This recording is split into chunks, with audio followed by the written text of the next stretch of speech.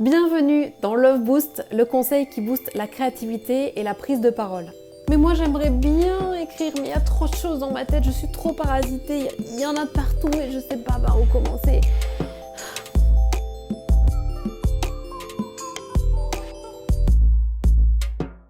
Si vous vous reconnaissez dans cette plainte, eh bien voilà les conseils que je peux vous donner. Je tiens ça d'une prof de marketing qui s'appelle Marie Forleo et elle a un exercice qu'elle appelle le Mental White Space. Donc c'est l'espace mental blanc et ça permet d'enlever tout ce qui vous parasite dans votre tête. Donc c'est très simple. Vous mettez un chrono de 30 minutes, vous coupez votre téléphone, vous mettez au calme et là vous allez noter toutes les idées qui vous viennent sur un calepin. Donc toutes les idées, ce que j'entends par là, c'est soit toutes les choses que vous avez à faire, la liste des courses, les gens que vous avez à rappeler, tout ce que vous avez envie de faire depuis toujours. Vous dites « Ah, il faudrait que je fasse ça, il faudrait que je fasse ça ». Voilà, toutes les injonctions que vous vous donnez et puis également toutes les idées créatives que vous avez. Vous mettez tout ça sur un papier et là, moi, ce que j'aime bien, c'est que ça permet comme ça de... Les choses qu'il y a à faire, très concrètement, après je les reporte sur l'agenda. Ça me permet aussi de voir ce qui n'est plus d'actualité. Là, concrètement, ça fait 17 ans que je parle que je veux me mettre au suédois. J'ai toujours rien fait pour. Bon, là, sans culpabiliser, je le raye de ma liste et comme ça me libère de la place dans mon cerveau. Et puis comme ça, au moins, toutes les idées que vous avez pour écrire, pour composer, pour... Voilà, les choses qui correspondent à la créativité, eh ben, elles sont là et c'est une banque de données pour différents projets sur lesquels vous allez écrire plus tard.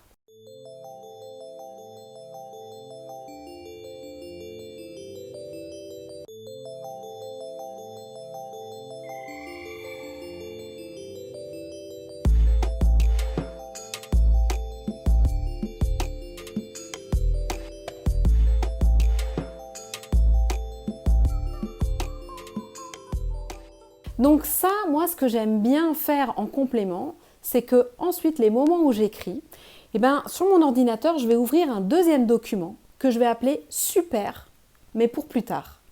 Parce qu'une fois que j'ai ouvert la porte de la créativité, et vous me direz dans les commentaires si c'est pareil pour vous, ben, tout d'un coup, voilà, je peux avoir un petit temps de latence avant que la créativité se mette en place.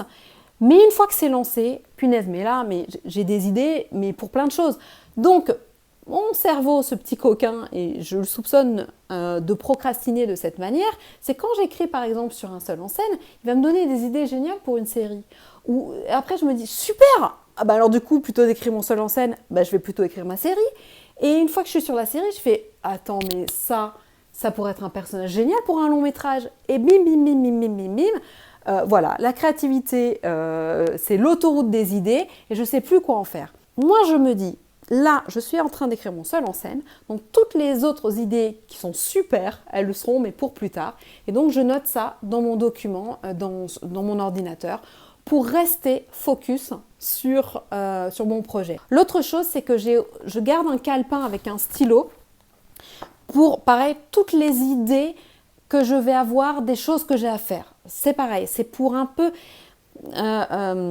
déjouer comme ça la résistance de mon cerveau qui aura envie que je fasse la lessive, que je rappelle le dentiste pour prendre rendez-vous, etc., etc. Donc je me note et puis une fois que j'ai terminé de travailler, eh bien voilà, j'ai ma liste des choses à faire et ça me permet comme ça de rester focalisée et de ne pas m'embrouiller le cerveau de trop de parasites.